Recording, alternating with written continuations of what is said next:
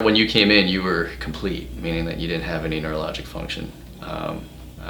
So, in general, when you lose complete neurologic function, the potential outcome for that is fairly poor. Becoming paralyzed is many people's worst nightmare, but to me, it's my reality. I'm Cruz, and today, I'm bringing you into my world. Let's hope you can get some perspective, and let's have a chat. Hey guys, welcome back to this week's episode of Paralyze This. My name is Cruz Bogle. I'm your wheelchair-bound quadriplegic host, and the point of this show is to hopefully change your perspective in a positive way that will influence your life to make a change if you need it. So that's why we're here, and today I have a special guest, Dr. Edward Chung. He's actually the doctor who performed the surgery on my neck just about 11 years ago. So how you doing, Dr. Chung? I'm good. Thanks for having me, Cruz. Hey, thanks for coming on, man. I'm excited. Glad to have you. Yeah, me too. So that surgery was almost 11 years ago. We're coming up on the 11th anniversary, December 16th. Can you kind of tell me what you remember about that day? I remember I got the call. It was in the evening, and it was a trauma that came in, a trauma alert. And so after I found out what happened, after they told me, it was a skimboarding accident, yeah. And you were trauma hawked in, right? No, I think it was just the ambulance. Yeah, so you were brought in, and everything happened very quickly. I mean, they had the CAT scan, they had the MRI scan done just in no time, and it was just a few hours from the actual injury that I had you on the table because I knew what the injury was, right. And I knew your neurologic status, and so.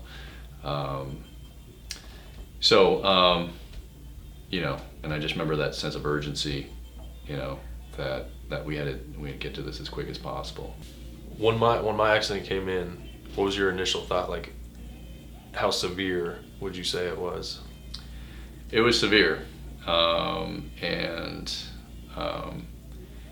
spinal cord and I have the pictures for you of your MRIs and your CAT scans, which will show the degree of spinal cord compression. So it was severe. Yeah, your cord was severely compressed. Yeah. So at that moment, you're thinking, like, did you have any inclinations of what kind of recovery I might have? Like, would I have any recovery?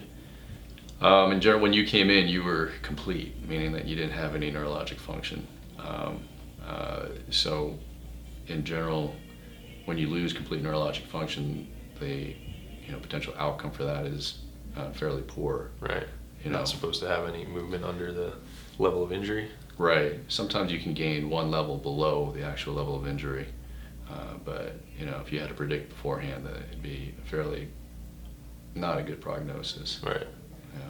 So why can you possibly gain another level below?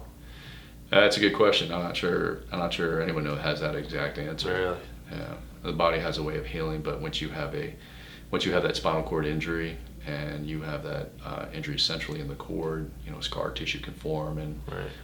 It's tough to develop any neurons that will go through there and function through that area. Right. So do you think that's possibly what's happened with me, because I've gotten some movement back in my arm and stuff? Yeah. So your injury was at C4. Yeah. And so the fact that you can now kind of lift your deltoid up there a little bit, flop this guy around. Yeah, flop your fin there a little bit, and are you able to flex your bicep a little bit there? Yeah, that's mostly what I have, is shoulder and a little bit of bicep there. Yeah, so that's all C5 function. C5. Yeah. Well, then it makes sense, huh? Makes sense. Sometimes they're right. Yeah, I mean, it's been, like I said, 11 years almost. It's been very slow. I had just a little bit of shoulder movement, or initially I had, no movement. Yeah. A little bit of shoulder movement. I remember my bicep, like, just tiny little twitch. Couldn't even move my arm. Then a little more in the arm. And the shoulder started coming in.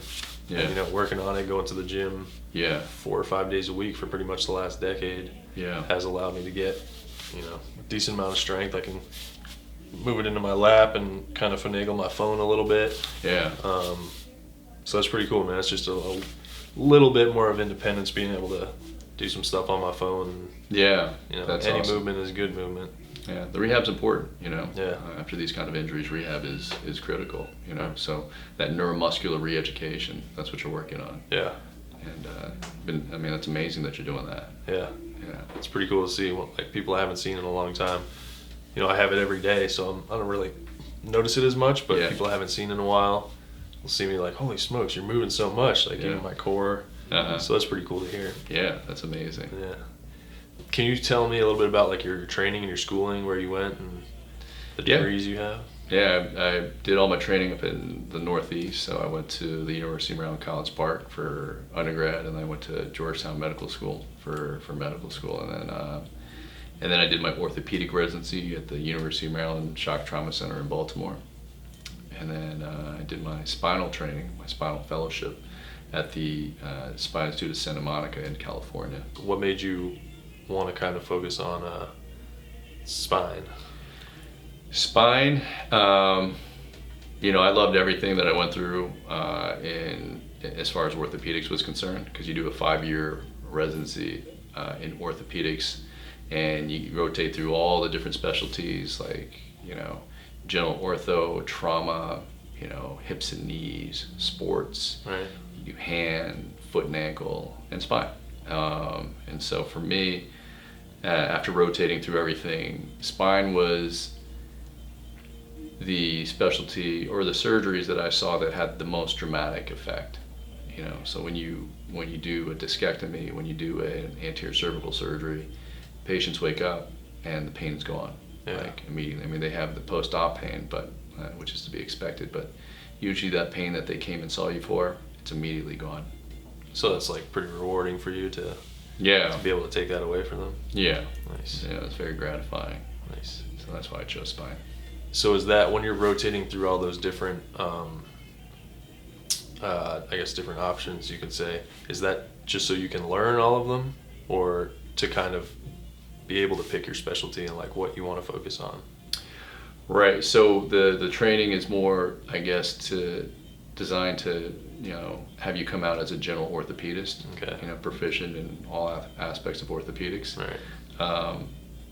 But, you know, nowadays, you know, there's so much subspecialization that you get to rotate through, and people tend to pick a specialty to focus on, Right. you know, and so in general, that's what happens.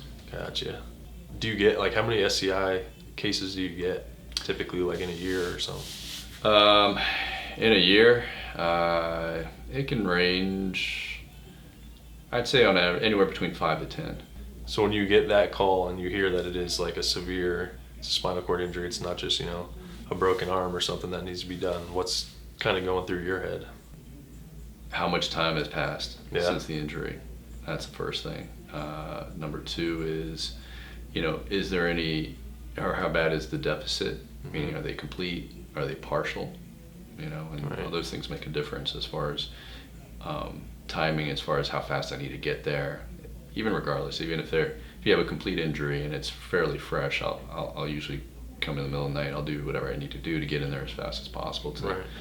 to do the decompression. So, but is there, like, a moment or a time where you're kind of, like, nervous and, like, well, this is a serious surgery I'm about to go in? I guess when you do enough of them, I guess you don't feel the Right. nervousness about the actual procedure itself. It's more the concern, or I guess the nervousness would be for the outcome. Yeah. You know, can I get to this fast enough that it's going to make a significant difference or clinical difference? Right. You know, Right. Wild day that was. Yeah. it can be. I mean, when you you know, when you have these injuries, it can be. I know it's devastating for the patient, but it's emotionally taxing on me. You know, because Yeah, it's something that you want to do something. Right. Do I can something only to save, imagine. You know. You got a lot of people's lives in your hand for well-being Yeah. for the future. Yeah. It's and I appreciate that, by the way. Thank you so much for, you know, having a hand in saving my life, really. Yeah. I wish I could have done more. You know? Yeah. It is what it is. Yeah. So doing these surgeries and seeing, you know, how people's lives have been so heavily affected by something like a spinal cord injury, how does that affect your life? Like, do you, in your perspective on life, do you like live your life differently, do you think, after seeing all this severity of these injuries? Yeah, that's an excellent question too. I mean, that is something I do. Actually, I talk to my wife about it all the time. I mean, every day is a gift. Yeah. You know, and that's what I see every day, you know, and just the other day I had a guy who just got hit by a bus, you know, and he had a spinal cord injury. But you just never know what's going to happen, and so you know, I'm blessed. I'm thankful for every day that I have, and you know, I'm grateful. So it changed my outlook, knowing, you know, that I can enjoy all the things that I have, all the things that I can do, and the things that I cannot and I should not take for granted. Right. You know. Yeah. That's smart. That's Yeah. that, you know, that's part of this show, is trying to enlighten people on what to be grateful for, change your perspective on, you know, your little problems of traffic or whatever it may be. You know, in the morning, getting on your way to work, or having to go to work in general. Like, Right. it's not like, that's a luxury. It's not. It shouldn't be a pain. Yeah, exactly right. So that's cool, man, that you have that outlook. We try and teach our kids that too. Oh yeah, that was going to be my next question. How do you implement that to your children?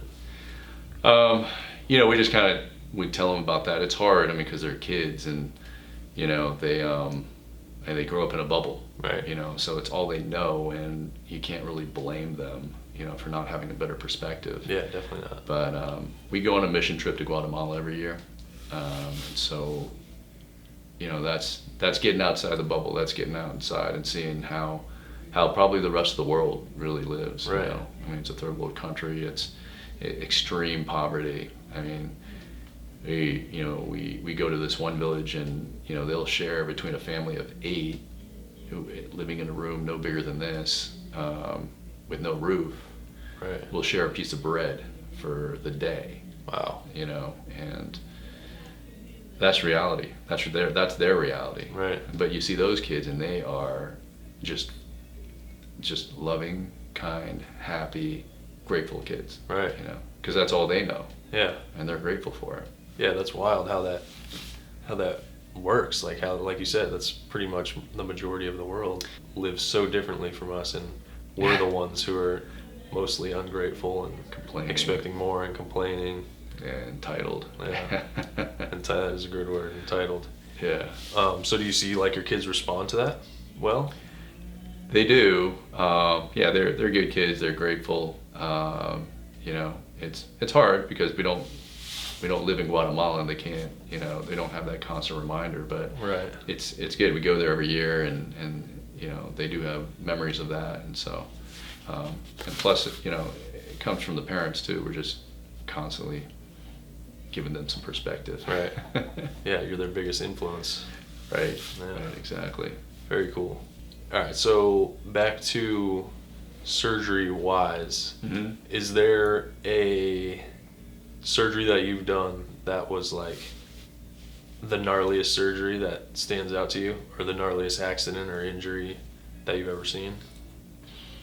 I've had some bad ones. I don't know, they kind of all blend together, you know, whether it be car accidents or falls off.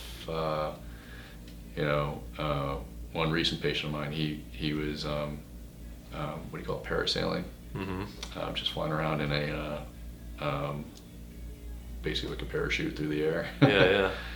I guess he got a gust of wind and slammed into an 8-story building. Jeez. And just dropped. Wow. Yeah, and so, so that was a fair surgery. But yeah, you know, there's been some pretty bad accidents, pretty big surgeries, yeah, pretty big stabilization procedures. Yeah. Yeah. What's the longest surgery you've ever been in? The longest one I've ever been in was in my training. Oh man, that was like 18 hours. 18 hours straight? 18 hours straight. Like literally working on the person the whole time?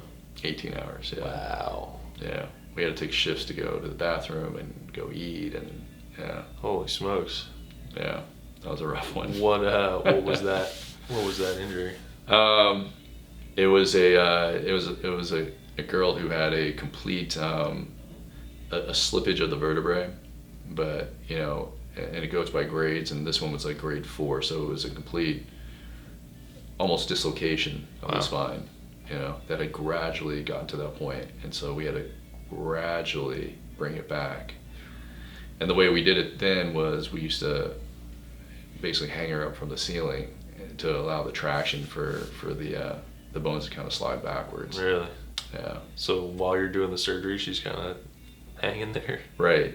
And it's kind of an old school way to do it. That's the way they did it back then. But 18 hours. That's intense. We have better ways to do it nowadays. Yeah, I would hope so. Yeah. All right. So let's say you got an 18-hour surgery, or however long, 10 hours, 6 hours.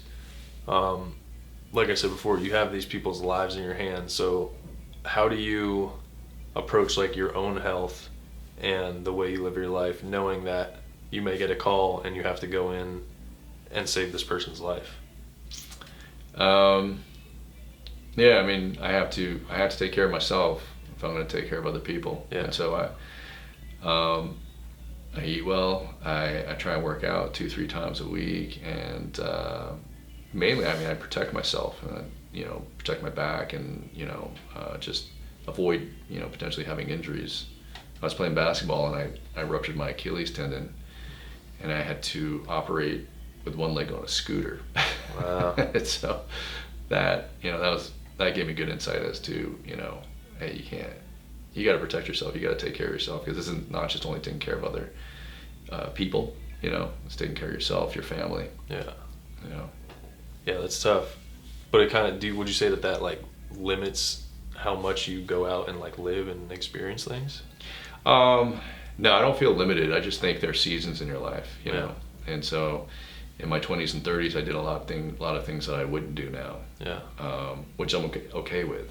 If I'm just staying away for rough, high impact sports, and in the gym, I don't go heavy. I don't squat, deadlifts, heavy lunges, or anything like that. Right. Something where you could get like a small kind of stupid injury. Right, which I see every day. Yeah. So I get the constant reminder and perspective to know what to stay away from. Yeah.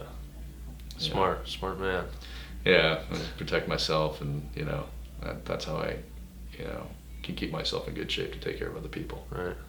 So with your kids, do you share the severe injuries with them?